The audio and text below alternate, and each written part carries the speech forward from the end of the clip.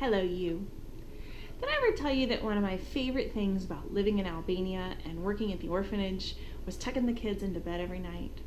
I lived in a six flat with all the high school students, but next to us was the building with all the first through eighth graders. And every night I would go over and I'd stand in the middle of the room in the dark, and in faltering Albanian, I would tell them a story and sing them a song. And then I'd go to each one and I'd give them a kiss on the forehead and a little cuddle, and I'd say, Nathan e mir, gjum të ëmbël, Zoti të bekoftë, mos harrose të dua, which means good night, sweet dreams, God bless you, and don't forget that I love you. Love is central to who we are. Ask anyone and they'll tell you that the greatest thing in the world is love. That love makes the world go round. And even the Beatles told us that all you need is love. We sing about it, talk about it, write about it, read about it, make holidays for it. We watch movies and plays and TV shows about it. Loving and being loved are easily considered the greatest thing about humanity. So what is it, and why is it such a big deal? Love is not only placing somebody's happiness above your own, it's in doing so that it's so enjoyable that it doesn't even seem like a sacrifice. It's when a piece of you that doesn't come out with anybody else comes out in the presence of that special person. It's being so close to somebody that you almost don't even know where you end and they begin, and at the same time you feel more yourself than you ever have been. Loving and being loved is the greatest feeling in the world. In fact, you see this in all of our songs and our stories. We sing songs like I will always love you and endless love and always and I'm gonna love you forever and ever, amen. And in our stories, we want a love that is constant and true, that is faithful, that is unchanging. When Juliet asked Romeo to swear his love to her, he says, Lady, by yonder blessed moon I swear. And she says, swear not by the moon, the inconstant moon, which monthly changes in our circled orb, lest that thy love prove likewise variable. We don't want a love that's variable.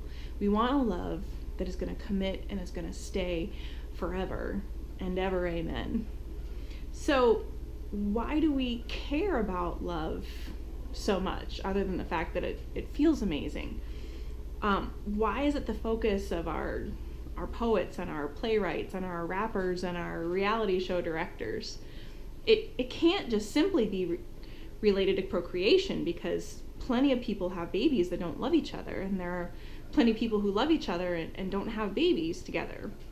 So what is it that's so different about love? What is it that's so special about love that makes a love relationship different than any other relationship? I believe that one of the reasons that love is so important to us is because deep down, in the very depths of our soul, the question that all of us is asking is, am I lovable?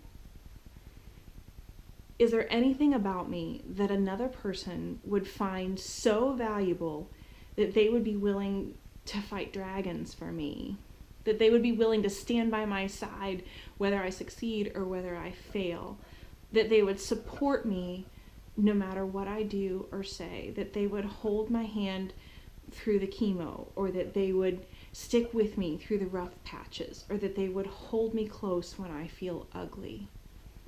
We want to know that there is something deeply, truly, freely, foreverly valuable and lovable about us.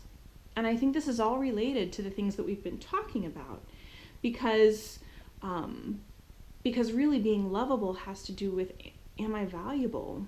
Do I matter? Do I belong somewhere? Do I have a purpose? Am I making a difference in someone's life? Is their life different because I was in it? Is it this relationship of all of those things coming together that becomes a love relationship, that we're in relationship with one another? And I know these all may seem like very similar themes, and one kind of bounces off the other, but each of them is a little different. It's kind of like the facets on a diamond. It wouldn't sparkle the same if any of them were missing. And so it's how the light plays on each one that mattering and purpose and belonging and love and relationships are all a little bit different, but they're all very important to who we are and how we feel about ourselves.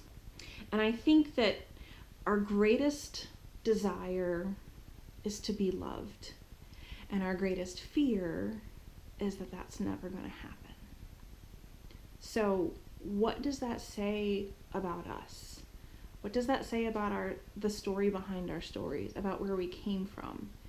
If love is just a chemical reaction in our brains, can we ever be really, truly, deeply loved? And if we really, truly, deeply love, if love is a real thing that exists, then where did it come from? Why is it not simply related to chemistry? What is it that can make us commit to one another, that we would stay forever and ever, amen? How would you feel if you found out that you were deeply, really, truly, forever and freely loved, that nothing could take that love away from you? How would that feel? What would you think if every relationship in our lives had a little bit of love in it? What would the world look like then? It's a lot to think about. But hopefully, take some time, especially since Valentine's Day is coming up, to think about love, to think about, why is love important to you? What does love in your life look like, and what do you want love in your life to look like? So think about it. I'll see you Friday, and until then, Nathan Emir, Jumi Wumble, Zolti Bekov, the most Haroni Sayudua. Good night, sweet dreams, God bless you, and don't forget that I love you.